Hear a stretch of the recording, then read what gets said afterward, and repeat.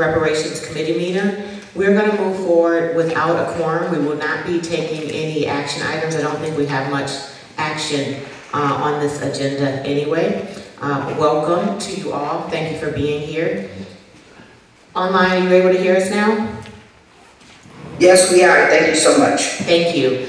We have Council Member Chrissy Harris, who is joining us virtually. We have Committee Woman Claire McFarland, who is joining us virtually, and we have Council Member Bobby Burns, who's joining us virtually. Committee Member Sutton, will you read our ancestral acknowledgement? Ancestral acknowledgement. With great humility and deep gratitude, we honor the strength, endurance, and sacrifice of our Black ancestors. We honor those enslaved African people whose forced labor was exploited for generations to help establish the economy of our region and the United States. We honor those Black ancestors who persevered despite the discriminatory laws and practices that created a racial caste system, legitimized anti-Black racism, and continue to plague our community today. It is only by recognition and understanding of these errors, begun during our nation's origins and continuing today, that we can hope to correct our path. We acknowledge this exploitation of not only minds and labor, but of our humanity.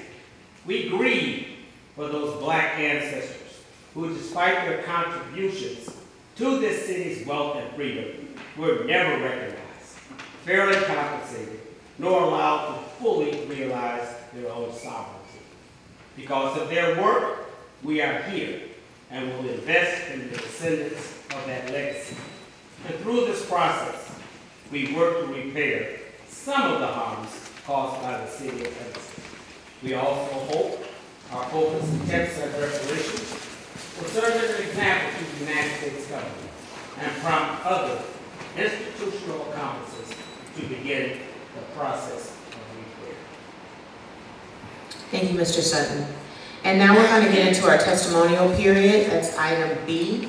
If you are here to share your experience, your own personal case of reparations, why reparations from your perspective, any experience you'd like to share here in Evanston, this is your time.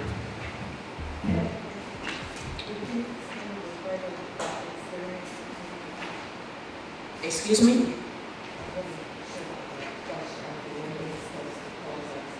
Sure. If you are Black Evanstonian and you would like to share from your perspective why you think reparations are due and what experiences of anti-Blackness, or even if you want to use the experience to express Black joy, but just the Black experience in Evanston. But we're really looking to continue building our case for reparations and understanding the harm fully.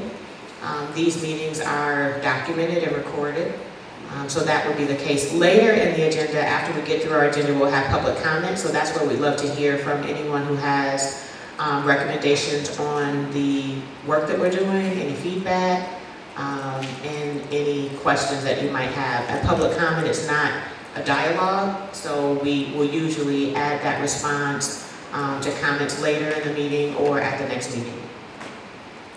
Is there anyone? Yes. Councilmember, there's a hand also with, on the Zoom. Okay, I'm gonna, we have Mrs. Bell here. I'm gonna give her the mic. She's here in person, and then we're going to go to the Zoom. Okay, good morning. My question is, or my concern is, when the program first got started, I went to Fleetwood, Jordan to fill out paperwork. The young lady working there told me if I was not buying a house or having a house repaired, I did not qualify. So naturally, I left. Sometime later, I find out that a young man living in the same building that I was living was approved and received funding. And I feel that things were done improperly. Thank you. Is the Zoom comment ready? I'm not sure. It says Julius Murray is one of them.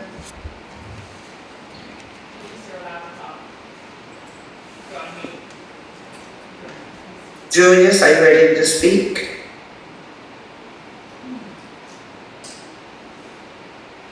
Okay, can you unmute? There's also Cherie Adams. Oh, there he goes. I think he can mute now. Julius, Okay, Julius, thank you. Yeah, so this is actually his wife speaking for him. He's at work. So we just actually had a question. So when we were informed about this program that was going on and we tried to do an application, we was told that it was closed. So we was just wondering, do you guys have an idea for the near future? When will it reopen back up? Thank you for your comment, Mrs. Murray. And next we have, we'll go, if you could tee up Cherie Adams. Yeah, if you could go now. Hello, can I be heard? Yeah. Hello? Okay. I know a lot of people are in opposition. I just have a comment, are in opposition of this program and that there's many administration issues here and there. But I really do appreciate the effort that this committee is trying to do this little bit for reparations. Of course, it's not going to account for all the atrocities that has happened to our people. But even today, there's just so many attacks on our community. I was watching last night the South Shore individuals get together because they're taking away a public park away from them and their children. You know, we don't have those issues here in Evanston. I know that this program had a lot of problems getting off the ground and people are not satisfied with some of the decisions that have been made, but all of the decisions that's been made on this is going towards helping our community and not harming it, and that's all I wanted to say this morning. Thank you for your comment, Ms. Adams. Good morning to the committee members who are here, and I too as well appreciate what the committee is trying to do because you don't hear this happening in across the country, but in certain places. So thank you for your efforts in doing this. And so my name is Teresa Hayes. I have been in Evanston all of my life, born in 1960, and parents have been homeowners here since the 50s.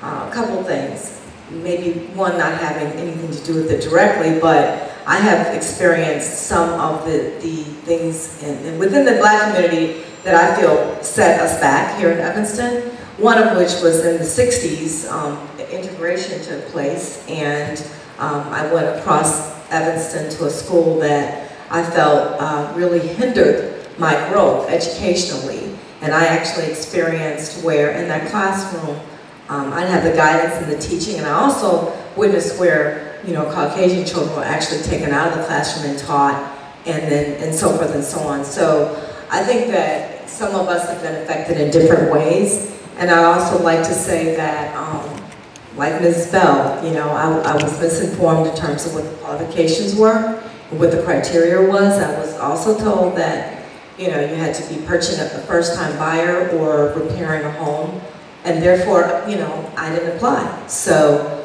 my parents, they experienced some things too. So I appreciate the opportunity to be able to be a part of this, and hopefully that you will open up the application process again so that those of us who have been here for a long time and have parents and grandparents and all of that can maybe benefit from things that they were not able to benefit from.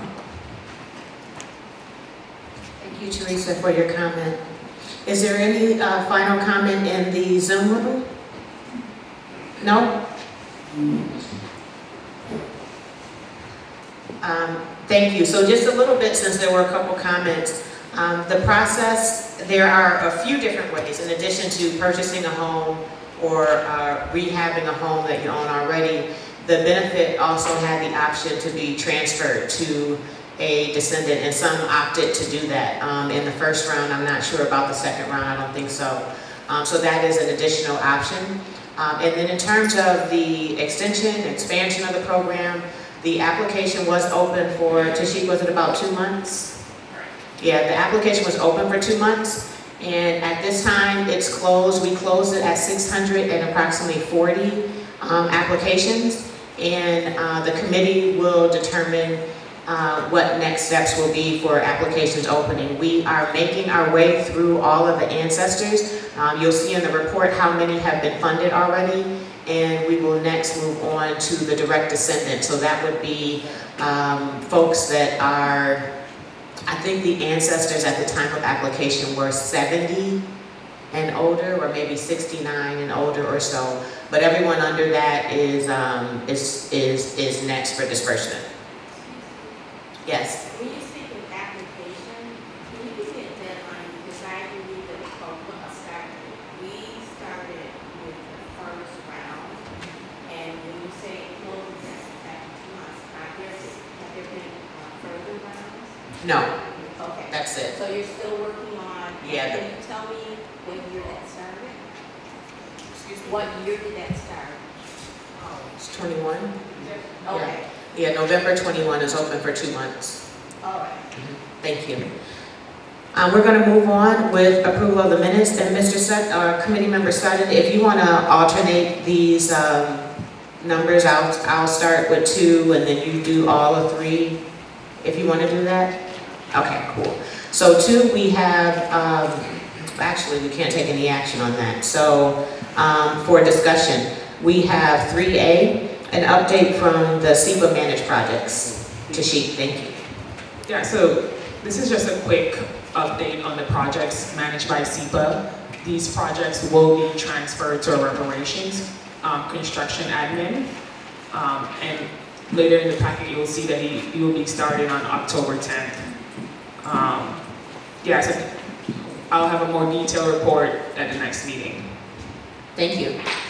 Next is 3B, and this is the Ancestor Reparations Recipient Disbursement Update. I'm excited about this because this speaks to progress. We were stuck at 16 for a long time. We made some administrative changes, learning all along the way. We're still not only the first to pass, implement, program of reparations, we still are the only dispersing it. So we have been learning on how we can do this within a legal framework that satisfies our law department and allows us to actually get repair in this community. And Tashik, can you do that one also? Yes. Thank you. So city staff has met with 105 ancestor recipients out of the 139 qualified ancestor recipients. And we have 14 recipients that have informed staff that they will like to take additional time to select their benefits. I did include a breakdown of the estimated amounts for the different categories, the different benefits that the recipients chose to apply their benefit. So for home improvement, we have an estimated amount of $560,000. Home improvement and mortgage assistance, because recipients were allowed to divide their $25,000 amongst the 4 options. We have $125,000 there for mortgage assistance, which is balance reduction. We have $359,000 for home purchase benefit. We have our first person that's going to be purchasing a house is $25,000. And for those recipients that chose cash, we have $1,182,405 that have been dispersed. The total estimated amounts is $2,251,595. And I just want to say this is an estimated amount. We're still processing invoice as they're received from community partners for affordable housing. Thank you, Tashik. Is there any discussion on that? Just what we also have in the Zoom room too from the committee. Councilmember Burns. Perfect. Councilmember Harris. Yeah. What I just want to say this is great news. Good work to everybody involved, especially to Sheik and our partners from Community Partners for Affordable Housing. The only question I have right now is, are we sending out these updates to to the ancestors and descendants, especially the ancestors, letting them know how many interviews we've completed. Because I received some emails, a decent amount of calls on a regular basis, where people just want to know where we are, when we're likely to interview them and where we are in the interview. So is that something that we think is appropriate to send out every once in a while, just give folks updates? Well, So we have our listserv that is, anyone that wants to sign up for regular reparations updates, please do so on our reparations committee page. Councilmember Burns, to your point, we get those calls, and we also get the calls on when the community has heard on when their appointment is. So Tashik, are you able to give any detail on how that process works with staff, or maybe where we're at? Because I know we're close to winding down on all of the ancestors. yeah, so there are 3 staff members that are doing the home visits, where we'll do our intake process. You will select your benefit. And the list is divided amongst those 3 staff members. If you give me 1 second, I can pull up for each staff member, the number they're at. I can do that. And Tashi, quickly, while you're doing that, because my question is more related to what information we're sending out to the listserv. So are we sending these same updates out through email? Because I do encourage everybody to sign up for the newsletter. Well, this is in our packet, Councilmember Burns, this is in our packet. So anyone receiving the full packet, if you look beyond the agenda, these details that Tashik just reviewed are in the packet as well. I would just, I would just consider sending out an email every once in a while with the updated numbers on where we are, and then to put that in the body of the email. We all know that, the more links you have in an email, the less likely somebody is to click on all of them. So I think if we, periodically send out an update in the body of the email, it'll help to keep people informed. I appreciate that. I think that's great feedback. Can we send that to the list of approved applicants separately, because they may not be on the reparations listserv because it's not necessary or mandatory? So just the ancestors you want to send out? Well, and the descendants, like everybody that applied and have gone through their vet and all that, just make a list and send them the updates. Okay. And I would just send them the packet as well and do that on a monthly basis. Yeah, perfect. And if we lead with the report and then have the link for the body of the full packet, and then if they want more details, they could go to that. But the first thing they'll see is the updates. Councilmember Harris. Councilmember Good Harris? morning. Yep, good morning. I just wanted to say that I'm so excited about the numbers. And while we've had some change in course, that is how things happen. You plan out your travel, and then things change. There's a detour. But what I'm so excited about is that we've dispersed this money. We've been the only group to do that. And our residents who have received it have been nothing but ecstatic about it and able to do different things in their lives. So I just want to say thank you. And I am traveling myself at this time. So thank you. Thank you. Tisha, did you have anything to add from Councilmember Burns? Yes. As far as where we're left off, so we have done a lot of disbursements, so a lot more people are calling as they're on the list.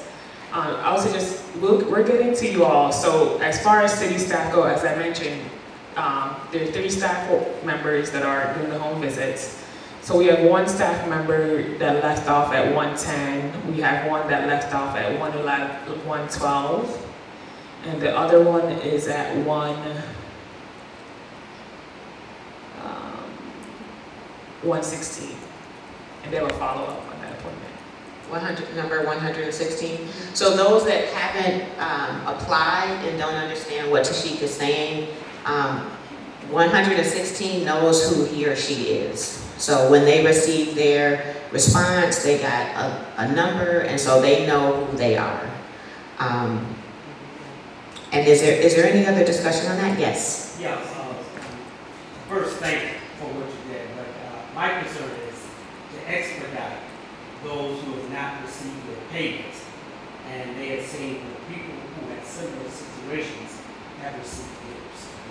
And we voted on cash payments, and we voted on there were several people who still have not received their distribution. And if there's any way we can expedite that through the committee, resolve that, I would appreciate it. I appreciate that too. So we were at 16 for like a year and did almost 100 in a very short amount of time with the administrative changes. So please trust and believe it's on the way. It's funded, so there's no question about do we have the money, where is it coming from. All that's been determined and voted on by City Council. And we will keep moving along. Yep, perfect.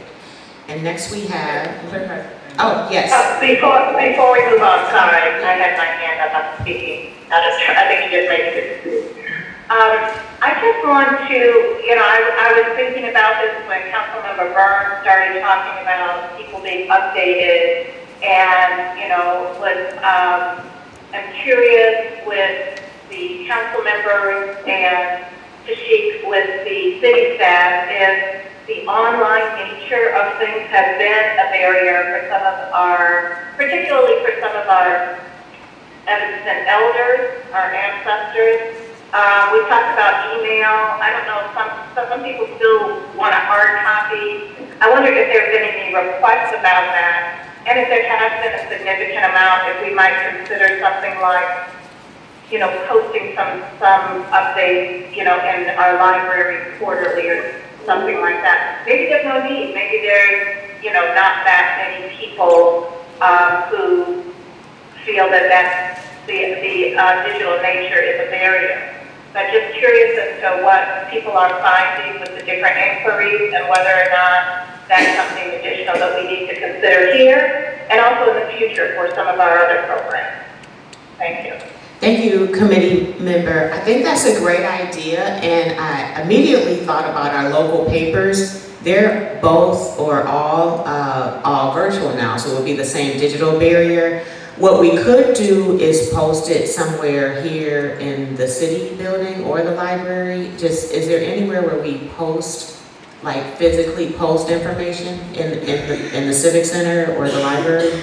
So as soon as you walk in, we have a where we post the current agendas. Mm-hmm. That's where we post, but city staff take those down after the meeting has ended.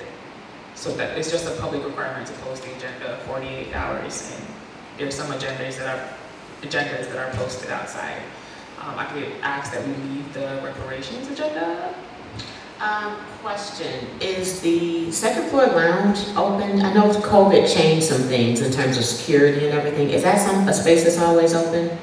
The gallery? Yeah, the gallery. Yeah, it's always open. Mm-hmm. Any other spaces where we can have a permanent, if you could work with staff and the city manager to find a permanent space for reparation update posting, okay, that could be there always. Yeah. Perfect. And so by the next meeting, we should have a place, and then we can put an announcement out to the community that it'll be posted wherever it's going to be posted.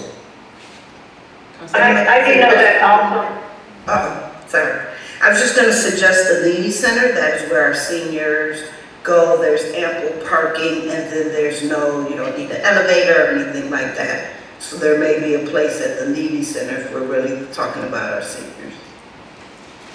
Thank you so much. Maybe you want to do, let's leave it. Let's start with that. I think that's a great idea.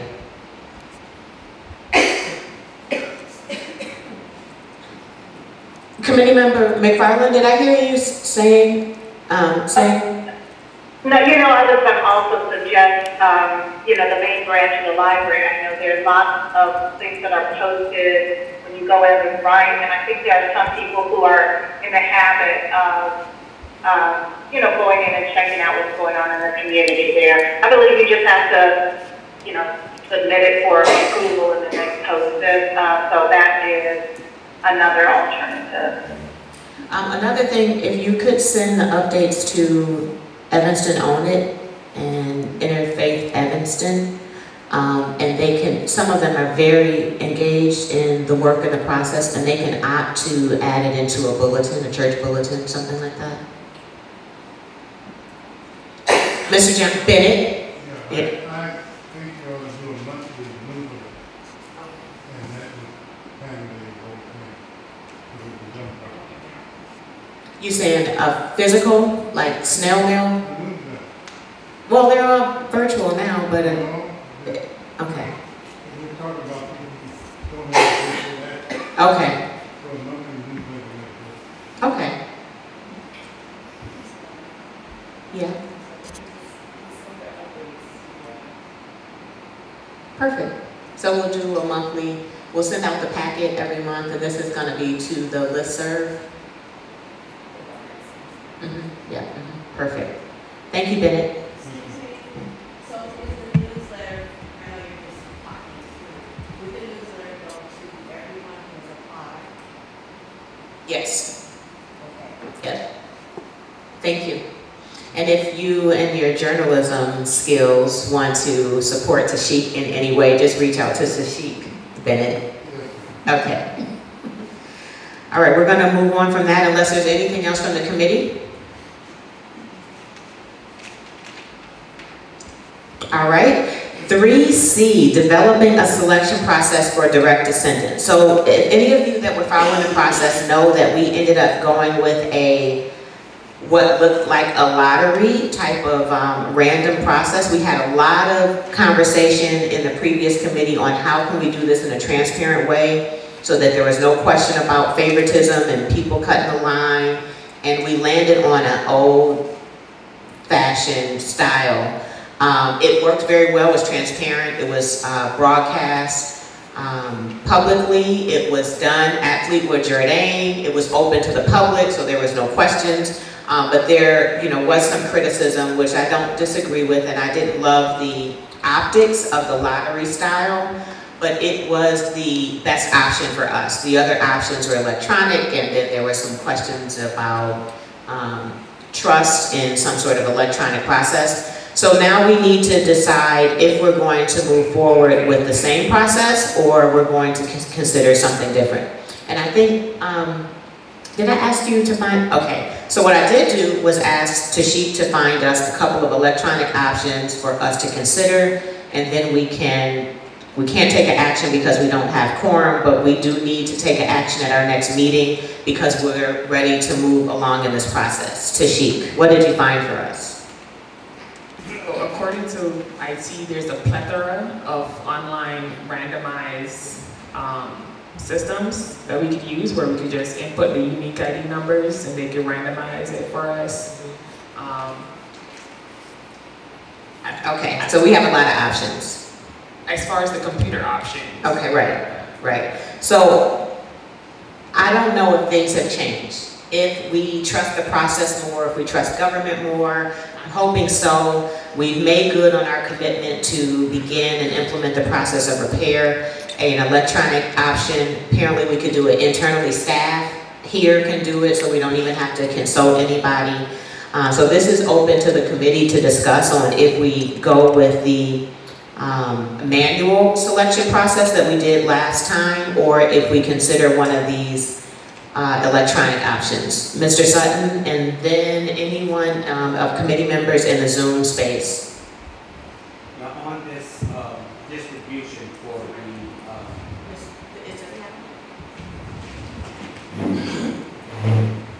I was looking at the 3 procedures that we're going to use for the distribution, the sample, and I was hoping that maybe we could get something that will be more of an outreach to the community, like over at the senior meetings on Wednesday, down at the Levy Center. I like the idea that we would at least place this information in all the major church bulletins, African-American churches in Evanston, and let the people know, because it seems a little overwhelming that they have to come up with all this documentation, which some of it I think should have been in the application, that when they qualified for direct descendants, dated documents illustrating your ancestor lived here between 1919 1969, illustrating your ancestor was 18, and documentation illustrating your direct relationship with the ancestor, birth certificates, obituary, and things.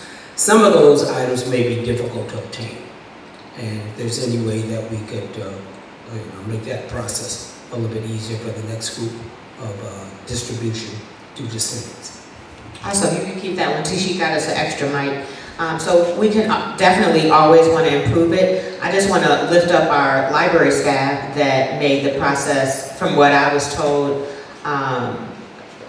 very accessible and not too complicated. And we even saw in the documentary some of that went through the process where the library has a ton of information. They have all city yearbooks and phone books and obituaries, this sort of thing, but we can always improve the process. We'll work on it for whenever the application opens again. Any discussion on how we select? And so what I'm talking about is the 400 and some odd direct descendants that are due reparations.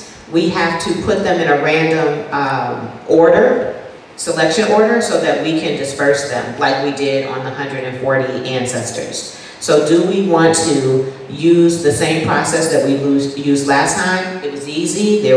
We got no pushback about concerns and integrity on the selection process, or do we want to consider an electronic process, which is very common and accessible to us? Councilmember Burns? Committee member McFarland, I think you had your hand up before. Dave, do you want to go first? Yes, thank you. I think that just one of our concerns before, when you think about the timing of it, was we were just in the national media throes of all of the, election, all of the different conversations about whether or not our voting machines were subject to tampering and the integrity of the different things that access digital systems. And so I really did, we really were aware that there was widespread discussion and perhaps some distrust. So we really wanted a non-electronic process that was very visible and transparent. I do agree with you, Robin, that after the rollout that we had here, and I do think that although there's some frustration at the waiting period, I do think that the trust is growing in the community, and I do think there would be some appetite for a digital option. But I think we should be aware of different things that we've been hearing and so forth about the process. I did hear a lot of people talk about it as a lottery, and that was not what we were going for. And we were trying to be careful with the language, and we didn't want it to look like a, bingo game. But it was transparent in that, people could see the selection, and I think be comforted that there was very little, if no, opportunity for tampering. I hope maybe we can see if we can build on some of the trust that I think the program has, the disbursements and the ongoing process has engendered. And maybe think about digital and, a testing of, how people will respond to that. Thank you. Councilmember Burns, one moment before you go. Ms. Teresa, I want to let you know before you go that there is an education working group. I was going to say this remark at the end. If you want to email Tashik to get on that working group, the working group would love to have you and your contributions. Thank you.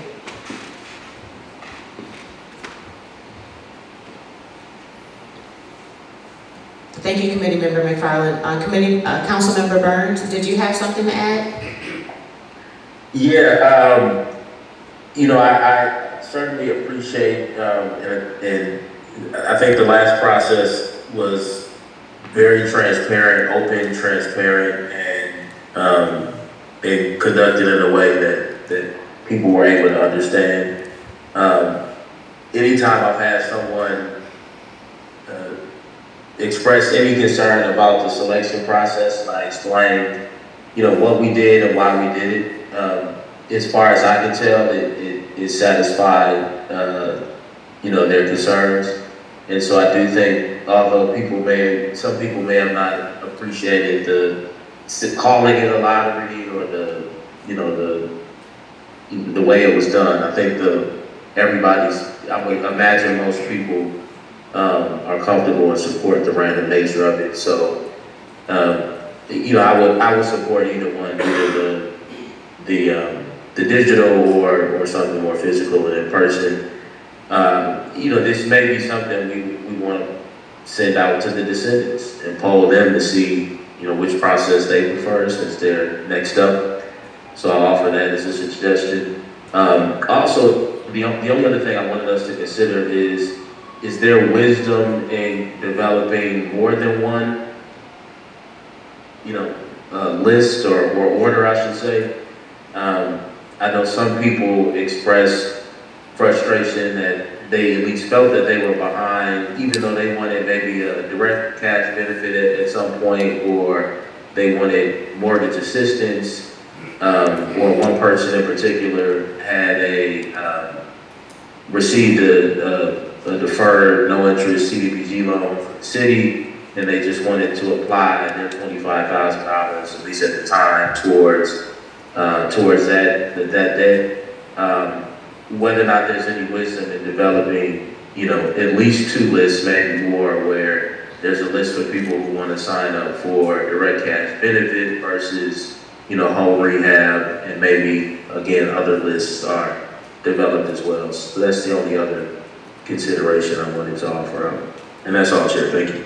Thank you, Councilmember Burns. So I think that we should pose that to the descendant group, which are the 2. And at our next meeting, if you could also have IT staff here to answer any questions about electronic random selection option that the committee might have, so that we can take action. And we'll take the results of the descendants and any sort of learnings that we can get from the IT staff and take action at our next meeting. And then Councilmember Burns, are you suggesting that we randomize based on the form of or the use of the reparations benefit? Potentially. I just know that people felt like the people that wanted mortgage assistance or something that they felt could be distributed a lot faster, felt like they were stuck behind people that decided to do the home rehab, especially if they wanted assistance from you know, a project manager that we provided. So if we figure out a way where that's not the case, then I think we're fine. But if there is some truth to that, I think there's some benefit to, you know, having a separate line for people who just want a direct cash benefit so that we can get those paid out quickly.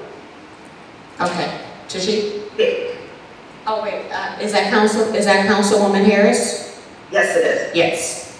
Thank you. Just wanted to chime in on a couple of things. I think whatever we decide to do, whether that's randomized electronically or how you did it last time or how we did it last time, it's important that that is a public event so people can see and feel engaged. That was the one thing that I did understand to be exciting, that people were sharing that energy together, so that we should do it that way. And I'd be willing to work with Tashik, because I wonder if we couldn't do a Google form, since we know who the descendants are, with the options, just to see where that falls. And we don't necessarily have to wait to do that for the next meeting. We could send our descendants. How do you think you want to spend that money to see if that makes a difference or not? Okay, so I really love that idea. Tashik and Councilmember Harris, you'll be working on that? Perfect. I can help her. Yep.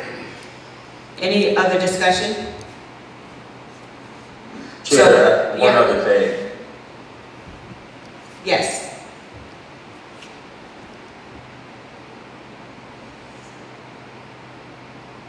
Sorry, I was having issues. I just want to emphasize what Councilmember Harris just said. I'll make sure I understood it correctly. So you're saying to try to identify what options the descendants want to select through a Google form as opposed to the interviews, or maybe in addition to the interviews we've been conducting?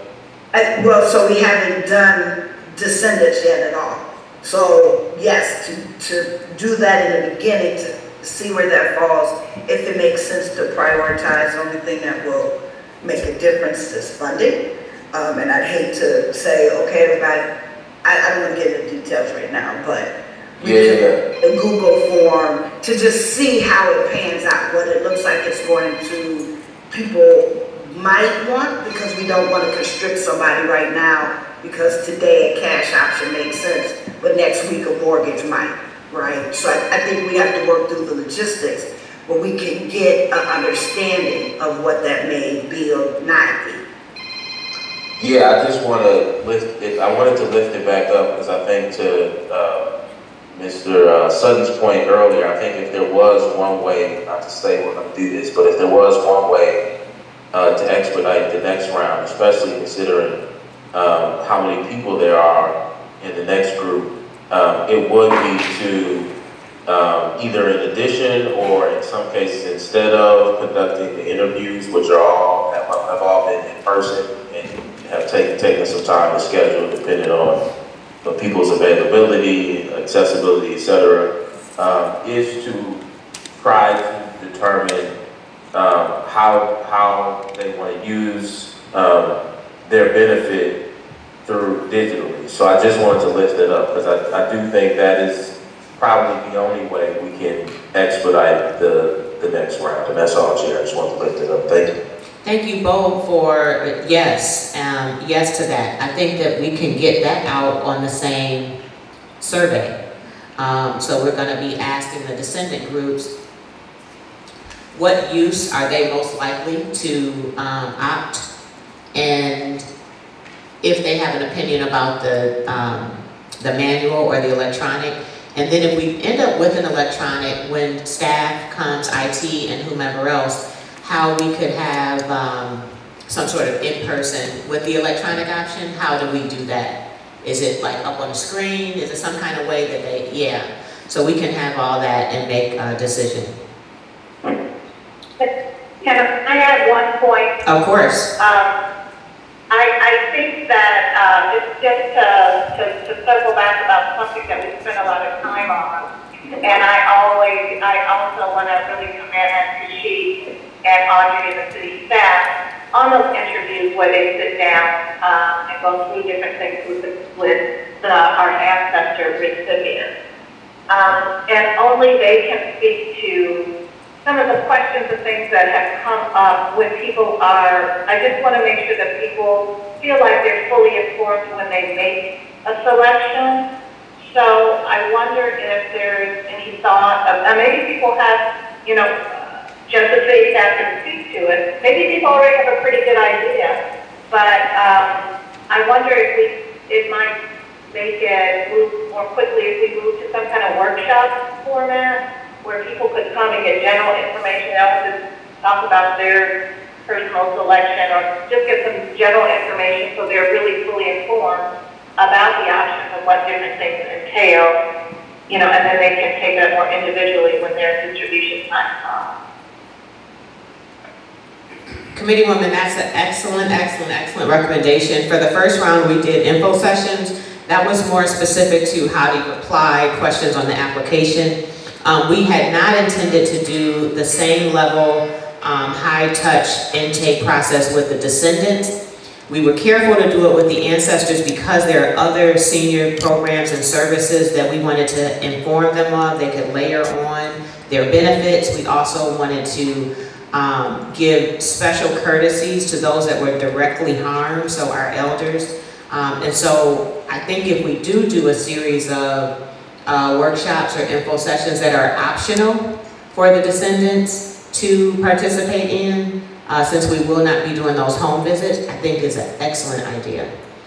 So we'll work on a process immediately following, once we determine on what our selection process is going to be to do that. Well, I just want us to be careful though in being expedient. We might cause harm, and if people are already on programs, we've learned some things through our home visits. So while we want to do it quickly, we want to do it right. So, you know, working with the team that's already doing it, they know the pitfalls that we've run into for residents. Thank you. Is there any other discussion on this? Moving on.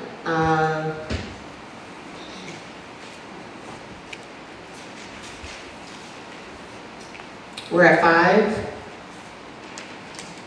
Committee member Sutton? Oh, it's me? Oh, I'm just doing the whole thing. 5A. Reparations Construction Administrator. Very, very excited about this. So this was always a dream and hope of mine, and I'm glad that we've landed here. With the support of a grant from the Chicago Community Trust, gave the Evanston Reparations Committee in the city of Evanston a $100,000 grant so that we can have an internal person that is staffed at the city, directed by our committee, and working only for the residents that are opting any type of home improvement.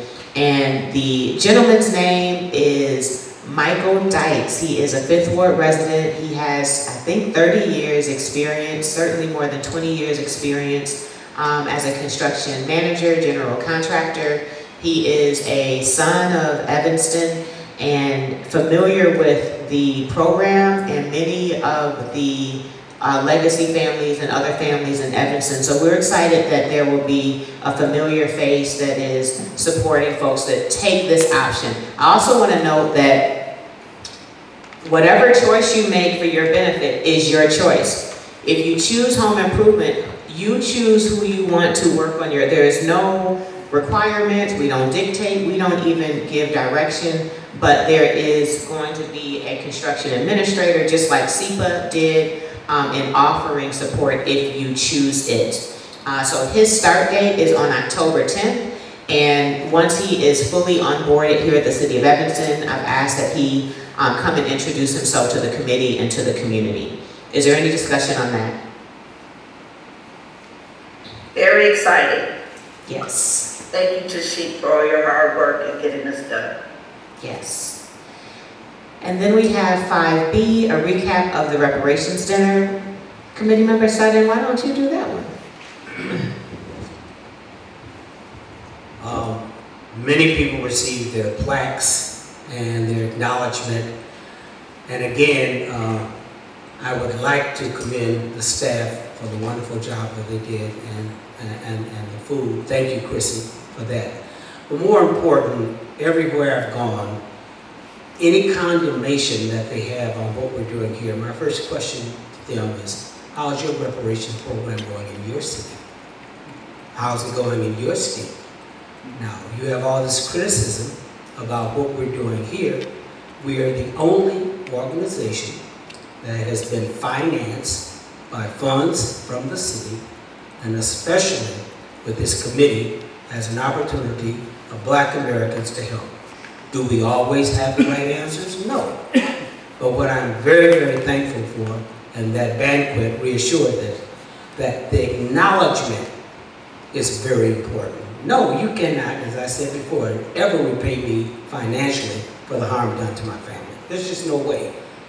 But traveling around the country, and everyone who criticized our methods of doing it now are seeing that no matter what the criticism is, we did succeed. And Tashika, I want to thank you for that, and your staff for making that an event that was memorable and that everyone could enjoy. Thank you.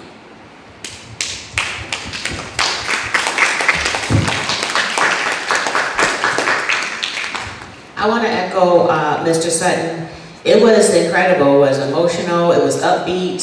It was energized. The recipients and their families were here. Afterwards, they were taking pictures and dancing. Miss Mother Charlene, you know, we had to sit her down. The party moved into the parking lot once we got put out the parasol room. They were talking about reparations, reunions, and meetup groups, and all kinds of things.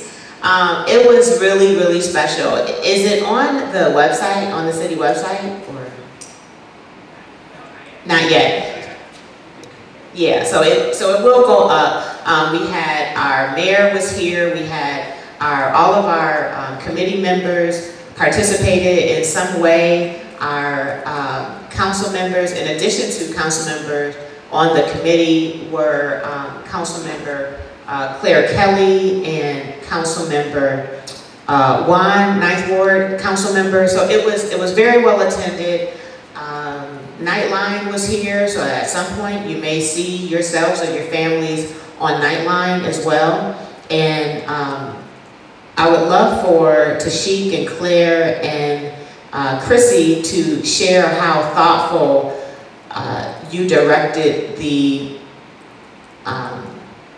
Black businesses, specifically Black caterers in town, and so it's very intentional. So can someone give a report on how many? I actually had somebody reach out and ask who catered the ancestor dinner, and I told them to call Chrissy because it was several businesses, I wasn't sure. So if we can get a report on who catered and just lift up those businesses. Most definitely, thank you for that opportunity. So we used Tempie's, we used Jennifer Edibles, we used C&W for the ice cream, and we used Tashik, was it Claire's Kitchen, Jerk Pit? Right. They combined, I'm not sure the new name. Right. So, thank you. So I thought it was important to share the wealth. That's what we're doing here for Reparation, making sure everybody in the community gets an opportunity to share their talents and their skills. So those were the 4 places that we contracted for dinner. Thank you. Tashik, we can't say thank you enough, seriously. Like, each one of these meetings could be a thank you, Tashik. But it was incredible the way that you're working with your staff, your colleagues, just how thoughtful, patient you've been really came through at that dinner. And we keep receiving feedback on how much appreciation it was just for the acknowledgement. Again, we cannot repair all the harm, no matter what we do in the city of Evanston. This is a national problem, so we're also looking for a federal bill for reparations, a state bill. The Illinois state has established a reparation task force recently and is doing some work. So thank you for Tashik, and if there's anything more you want to add. Thank you. Can I add one more name? Dar Braselno helped tremendously with ordering the food and making sure the requests that I had were accomplished. So I want to publicly say thank you to Dar for all of her help. I had to talk to her every day, so she was tired of me. Thank you, Mrs. Francelno. You can always count on Mrs. Francelno. So let's move on to our financial report. We're going to move through the rest of this quickly. 5C, Tashik. So as for our donations, we have received $51,207.22 to the Reparations Fund. There was a $5,000 donation in August. Awesome. As for the real estate transfer tax, the city has received $2,756,993.51, and that's all, again, going towards reparations. Thank you. Any discussion on that? Yeah, Chair, one question. Yes. Tasika, we front loaded $2 billion, so we're expecting $3 billion this year. Correct. On the real estate transfer tax. I just wanted to confirm that. Okay. Wonderful, thank you. Yes, it is wonderful. Thank you to you and your colleagues on City Council for approving these changes. Any other committee discussion on the financial report? Okay, moving on to 5D is the Reparation Working Group updates. If there's any updates from any of the leads of the working groups, please share them now. All right, thank you so much. On the educational group, we have met twice. Last Tuesday I was traveling, so I wasn't able to attend, but we did have a report that should be uploaded to our drive about the different research that has happened in the community. We're still trying to make sure we are living out the mission and how we're going to move forward in that. So we're still planning, but we're meeting once a month on Tuesdays, and I encourage anyone with information or wanting to share or hear to join us, and that is listed on the City Council page. Tashik, do you have anything? I know you were there while I was flying. Yes. Henry Watkins was there, and Kiana, I've forgotten her last name. They presented a report they surveyed the Black Evanston community on their sentiments towards their educational process, and they provided us with that data. And yeah, that was very helpful as the working group tried to narrow down their priorities.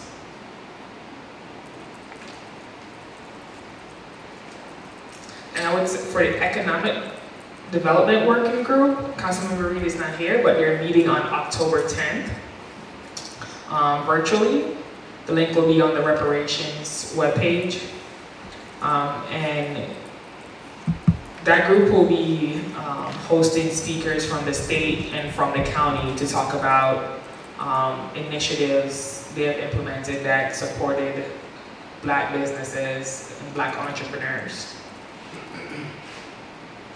Thank you. And then we have housing working group leadership here. Anything?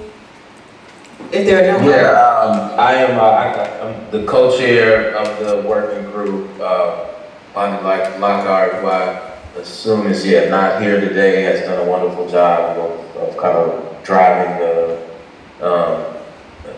or helping to facilitate those meetings and really leading in that effort. I can't remember all the different ideas that we've come up with. We've met at least, I think, 2 or 3 times now. But I know at our next meeting, we are, and they are open to the public, all the working group meetings, I believe, are open to the public.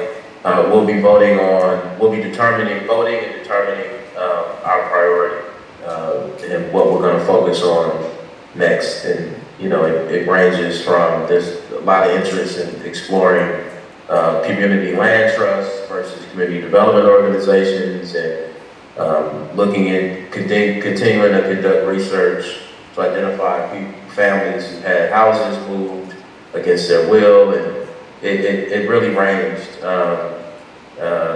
And so I would encourage people to attend the next housing working group meeting. Tashik, when do we meet again? October 19th. Okay, on October 19th. What time? 6 o'clock, 6 o'clock, room 2402 at the Civic Center. Perfect. But yeah, we'll be taking action in the next meeting and determining what our next steps will be. So it'll be a good meeting to attend if you're available. That's all, Jim. Awesome. And so anyone in the community that wants to be involved, please do consider one of these working groups. They are open. And keep in mind, this is specific Evanston harm. So some things, especially in housing, there's a lot of harm. Some of it is steering, which is brokerages. Some of it is predatory lending, which is financial markets. We don't have purview there, so we want to keep those things in mind. What could come out of these working groups is a call to actions to other institutions that were accomplices. But we can't govern, legislate, and budget anything that wasn't specifically an action from the city of Evanston. Glad that all that is going well.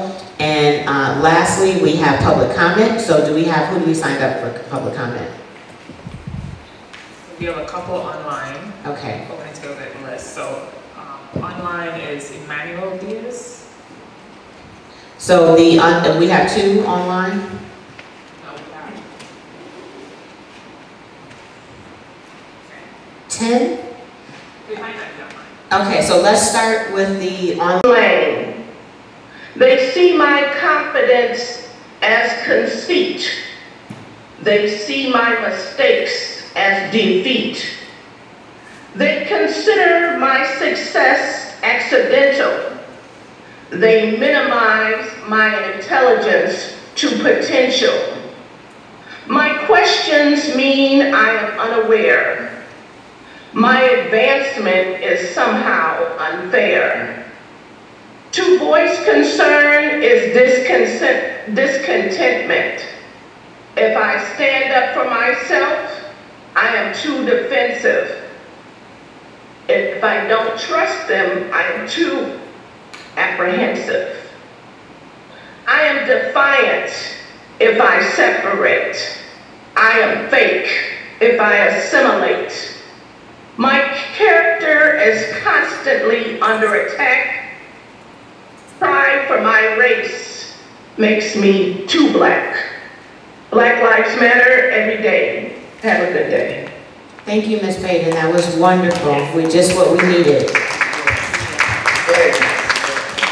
Thank you.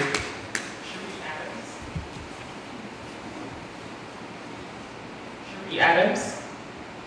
Yeah, I probably missed it, but how do we determine where we are on the list? Selection process that was discussed today. I'm sorry, I missed your answer? That is selection process. Okay. I guess I'm trying to figure out how long this process is going to take now that you've gotten through the ancestors. Are we looking at years or a couple of years or what is it? Thank you for your comment. Next public comment. That's all on mine. Thank you. So I'm really glad that Ms. Payton reminded us because she's absolutely right.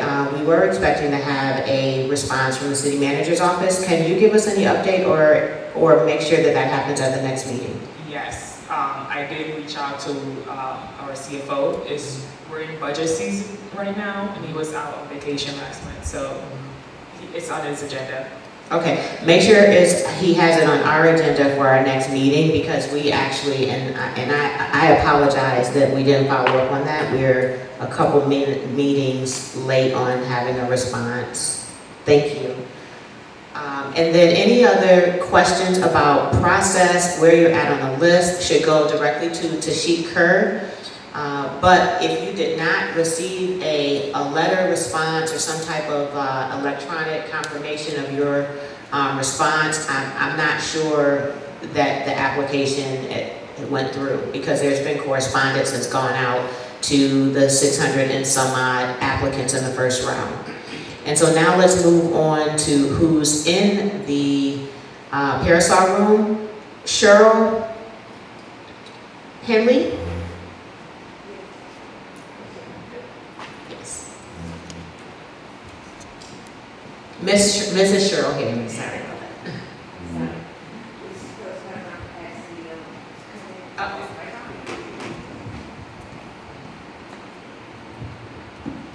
First time I'm actually coming and I want to really understand what's going on. I did apply at Fleetwood, which I can't say that that's the day. I wind up getting a letter saying they didn't have enough information, which I wind up going to the library and trying to get more information, which was very hard. Like you were saying, some of those documents going back, going to District 65 when they said they had a flood, all the no records at all. But I know my parents were here, and someone mentioned about the segregation with going to Dewey School and then transfer over to Dogs. We had to be bused and everything there, which I tried to find documents from that. I couldn't find anything, but I did wind up finding a little bit of documents, which I did receive a letter this August. Some stuff, a verification letter, and it has a number, and I didn't understand what that number meant and how the category goes after that. And I do hear a lot of stuff that we do here in the streets, what's going on, but you know, I just didn't pay it no mind. I said, no, I need to find out for myself. And I finally kept saying I'm gonna come. I'm not good on computers. I don't have a computer, so I was trying to do my very best. I don't have a, the print documents, and then I was asking people, how did you go get documents printed out? I'm still working on that, so I do need a little help to find out what's going on with the record, and I am very pleased that you guys are handling this. And I must say, from this happening, I did find out a lot of information that my parents never said at all, or even right down to a red line and all this. I was very shocked to hear about a lot that has been going on, as well as when George Floyd, the accident with George Floyd. It's amazing how we were treated. I really, sorry, getting emotional here. It's emotional. It's really sad to see how we were really treated. Thank you for being here, and thank you for your comment. Thank you for participating in the process. It is really, really bad how we were treated and how we are treated. And so we hope to repair some of that with this work. The process has been very emotional. You know, we hear from families all the time that are uncovering their own history as they begin the process of repair. And so there's been a lot of repair in the community, a lot of emotional repair. The faith community is really leading that space, and we have a partnership with the Buffett Institute where we hope that more of these stories are being told. Also, please keep in mind Shorefront Legacy as a place to learn more of our history, but the oral history that we pass among us and our families is so important. You look like a young woman, so I'm sure you're on the descendant list, and that means you're in that group of 400 and some odd. So if you want to meet with Tashik afterwards, she can, are you able to easily check the name? Okay, if you want to meet with Tashik after the meeting, she could let you know what that letter means that you have. Okay, thank you. And thank you so much. And next we have Miss Janice Bristow. Yes. Yes. I don't think I signed up for a question, but I do want to meet with you later because, sorry. I also wanted to make sure I applied in with the first round. I'm a descendant, and I wanted to make sure if I was on that list as well, because I don't remember receiving anything. Now, I do have email and all of that, but it always open things that are not, you know, something that I deem as going to provide information that I was looking for. So maybe I can chat with you afterwards. Thank you. And then we have, it looks like Ms. Maudette Watley. No comment. Thank you for being here. We have Mr. Nick Murphy. Yes.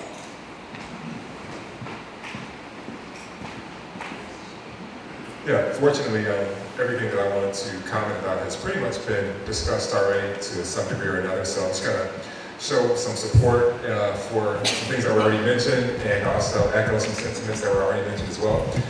So number one, I wanted to echo what Councilman Burns said about having 2 or more lists. I think that was a really good idea. It could certainly at least potentially minimize the amount of time that people take to receive their benefit, whatever benefit that might be.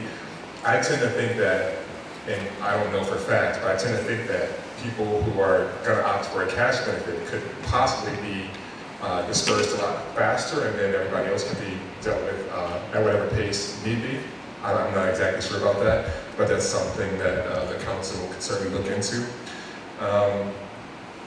Also, I wanted to show support for the manual option for the what we previously called a lottery. While we may not have gotten the optics that we wanted, we did have some optics on it. With electronic options, we run the risk of taking away optics at all and something being done in-house, and and then we get pushback that, unintended pushback because it was a private electronic option.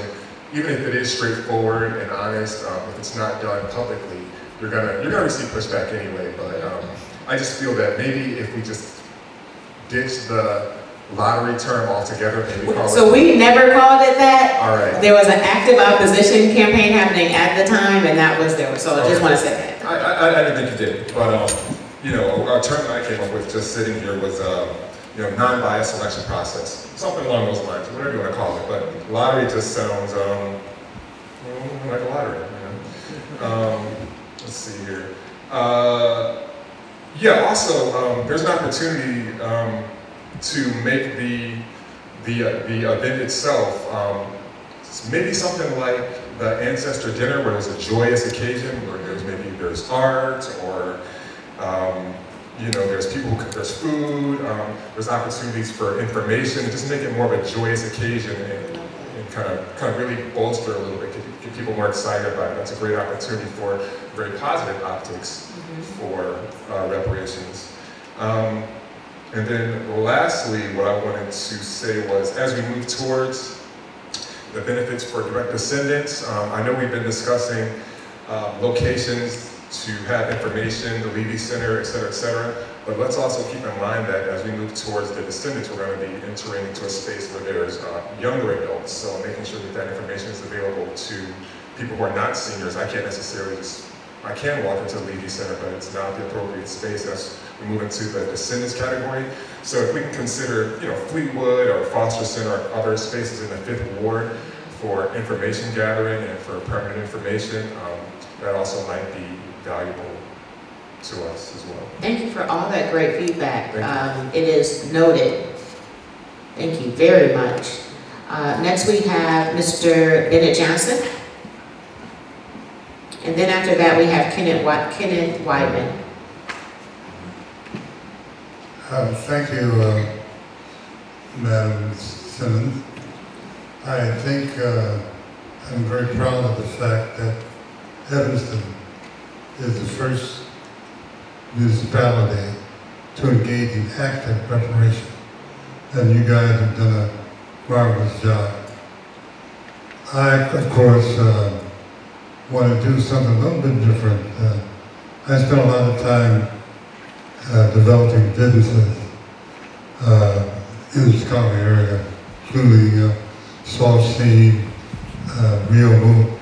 I don't know what to name them all. The point is this, that first of all, I think the whole process should be controlled by the black community, whereas the city should spin off this whole process to black control. I could spend a whole hour talking about that. As part of that particular spin-off, we deal with the aspects of reparations and need that the community has. Setting up a real estate investment trust, private entity that would function in a capitalist society, that would help with anything in housing, anything related to housing. Secondly, it should be a venture capital group that will give money to businesses for any other business activity. Fourthly, there should be a not-for-profit entity that will do health, that will provide scholarships and welfare. Maybe if somebody wants to buy a car, they could. And that would be the 3 functioning entities. The other part would be what they did in South Africa. And some of you may have heard of the WPA slave narratives. I think there's a need for reconciliation, meaning that we would sit down and tell the stories.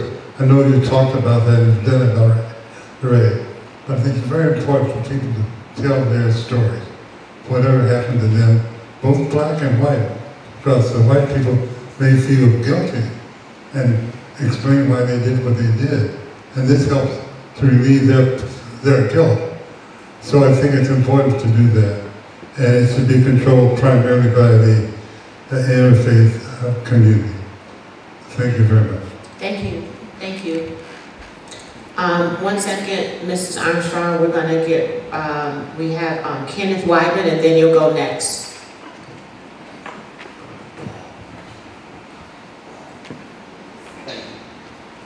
Good morning. Good morning, everybody. I'm Kenneth L. Wiseman. I was born and raised here in Evanston. I went to the Evanston Public Schools. I was born in 1945. I'm a Vietnam veteran.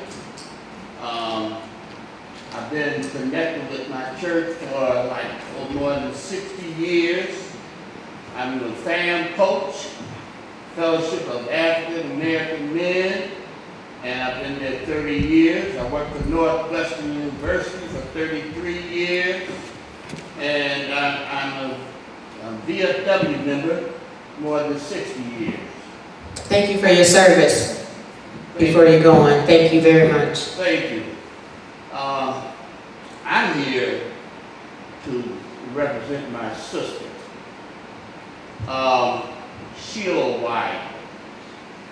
And I personally have received the reparations check and everything. I appreciate it. I want to thank the committee and all the women for voting for us to get the check. The problem I have, and I'm representing my sister here, we were on the list like number 8 and number 9 on the reparations thing. Like I said, I have received a check. The problem I have right now is my sister has not received the check. And she deserved to get a check just like everybody else have received their check. And I'm here to represent her and try to help her and talk to you all about getting her check. And I want to know why the city of Evanston has not issued out a check for my sister. I don't know what the situation is, or what the problem, but there's a problem there, and I want to see if it can be straightened out. And I wish my sister could get a check today. You know, if whoever is in charge, you know, with issuing out the checks and everything like that, I think my sister is qualified. We have filled out papers, and I think it's only right that the city should issue my sister a check. Now, what's going on with the city and why my sister has not gotten a check? As far as I know, other people, everybody has received their check, but my sister has not received a check, and I would like the city to issue out a check for my sister. Thank you. Thank you, Mr. Wyman. And that, everyone, is how you be a brother. Okay? That's how you be a brother. What number did you say your sister was? Number 8 or number 9? Number 8. Number 8. Thank you. Number 8. Pardon? Perfect. Okay, thank you. So we will definitely get a response there. There's all kind of reasons why. This has nothing to do with Mr. Wyman, because I don't know those circumstances, but there's reasons why. Some folks I've run into, they're just taking some time to decide what they want to do. Others, depending on what they're using it for, you know, I don't know what the circumstances are, but we no doubt are going to get Mr. Wyman an answer about his sister's check. So, Auntie Lynn? It's a small community, you know, so Auntie, Mother, Auntie Lynn. Good morning, everybody. But with Mr. Wyman's story here, yeah, that concerns me. But what I raised my hand for, I didn't sign in, and I'm sorry about that. But when we sit here and you talk about, we got $3 million donation, you know, $5,000, $5 million, whatever, to reparations. Where is that going? That's a lot of money. And for the amount of people that have signed up, you know, we should be farther along than this. You're talking millions of dollars from donations, and then you're talking about the, I don't know, is it 3% from the taxes from the marijuana store or whatever? I'd like to see some numbers and seeing where some of this money's going, because a lot more people should have been, and you all should have been farther along. That's what I'm saying. Seems like you all should have been farther along with the amount of money that's coming in for reparations. Thank you. I'm gonna just respond to that so that there are any misinformation headlines picked up from that comment. The funding that we talked about that we received is what has gone out. So where the money is going is to the Black community. So those dollars, 100% of our dollars, which are not donations, they're actually tax revenue from cannabis and from real estate transfer tax.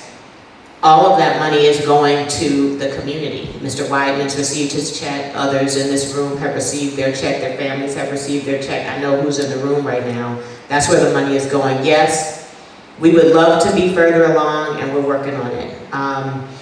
And that report shows you exactly where the money went. These are public dollars, so every dollar has to be transparent, and it is no exception in this case. So every dollar is transparent, and we're going to keep doing the work. But these aren't donations, and there's no question about where the money is. The money, as soon as we can get it in our fund, as soon as we can get folks through the application process and they determine what their use is for reparations, it is getting out through a process that is managed by Tashik. So yes, we should be further along. We should have never been enslaved, right? A lot of stuff shouldn't happen, but here we are now doing the work, and the best thing we could do is have helpful public comment so that we can build on it. And even the critique is important because it puts fire under all of us so that we can keep on doing this work at an accelerated but excellent pace. I always hear a council member Harris in my head, don't worry about moving quickly, do it well. So thank you all for the concern. There, we have one final comment. I'm sorry, Robin. I just want to say I appreciate the whole process. So don't get me wrong and take, you know, my question. But yeah, I appreciate, I'm glad we're doing this because my great uncle built the home I live in, the year I was born.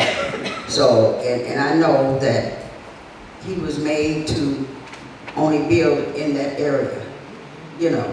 And so yeah, I'm glad it's time. It's time. So I thank you all. Of course, and thank you for your feedback and all of your concerns. It makes a difference. We have a final comment. It looks like Sharia or Mrs. Hutton. You were a school teacher.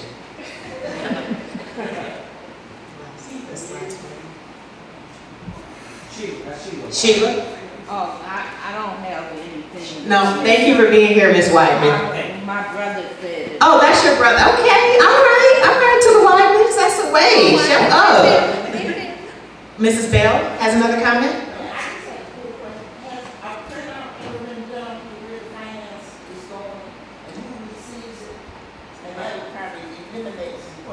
That's what's in this packet. So if you, because I know that a lot of folks don't get the packets online, I'm gonna pass these out to anybody who doesn't. You have it? You need it? Yeah, here you guys go. Yeah. So it's printed, it's in our packet, it lives on the website, it's there for public consumption. And there was one final comment? Yes. Hi, good morning everybody. I am advocating on behalf of family members, Weidmans, Jenkins, I am a descendant of those, to consider council committee reopening the applications. Now I know this may raise contention, I understand. However, we have to understand this was 2 years ago. This was right after the pandemic happened. People were notified and then after 2 months it closed. So with this being a rushed process and there still being so much lingering logistics, for lack of better words, happening. I would personally deem, as a family member, many of those who have not even had the opportunity to apply, to consider reopening this. This is a very important and impactful opportunity that's at stake for many of our families, many of the families that aren't even here anymore in Evanston because they couldn't afford to live here, but the families that lived in the 5th Ward that held the 5th Ward together and held it. And personally, 1931 Dewey is my family.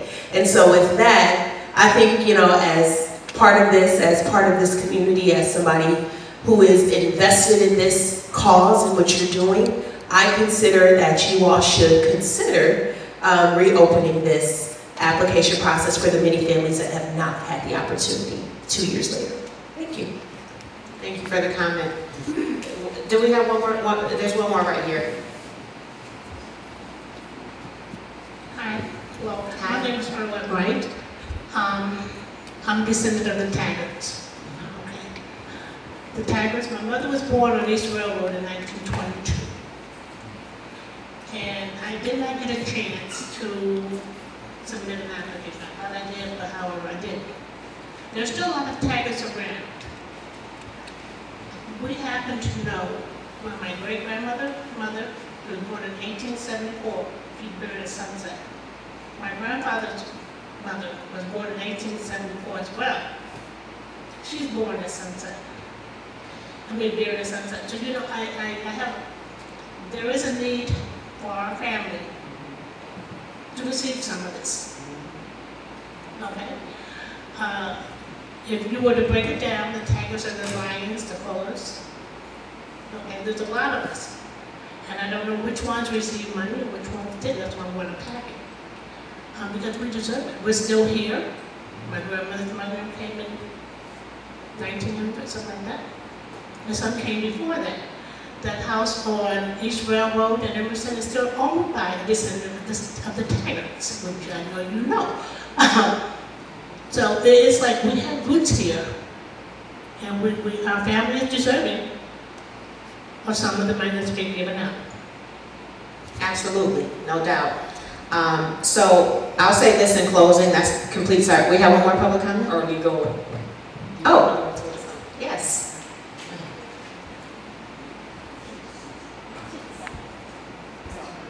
And will you start with introducing yourself? I'm sorry.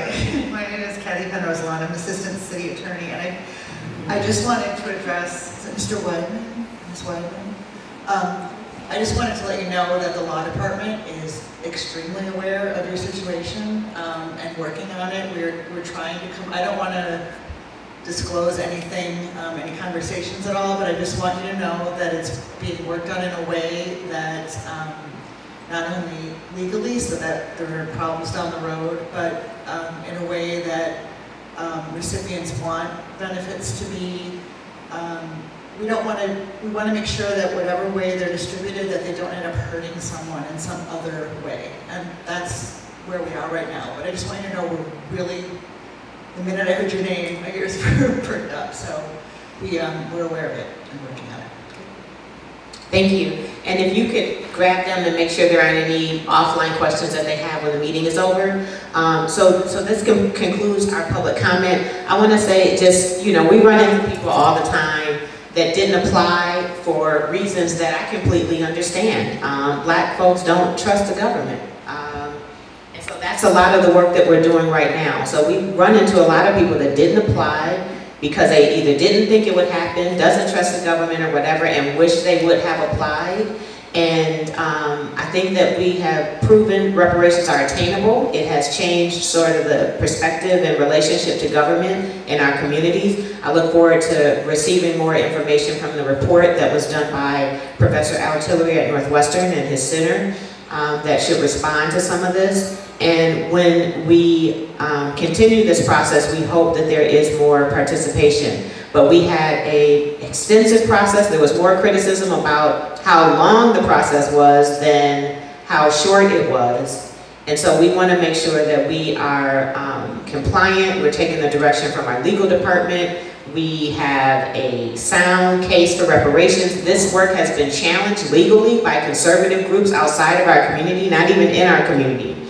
We've had legal challenges from conservative groups out of Texas and DC, I believe. So we're working really hard, and we will continue doing the work. The feedback is very important. It helps us improve it. Your feedback has changed the way we've done the work. It accelerated us getting to cash. It accelerated us front-loading the real estate transfer tax revenue so that we could fund all of the ancestors expeditiously. It has accelerated us moving into these working groups, and so we appreciate every single public comment. All of it is heard and appreciated, even if it is meant to be criticism. It is sharpening our efforts. Our efforts, keep in mind, is inspiring initiatives across the nation. And I don't have anything further. I want to make sure that my committee members don't have anything further. Mr. Sutton, and then committee members in the Zoom space. Tashik? Thank you so much. I don't have anything. Thank you. With that, the meeting is adjourned.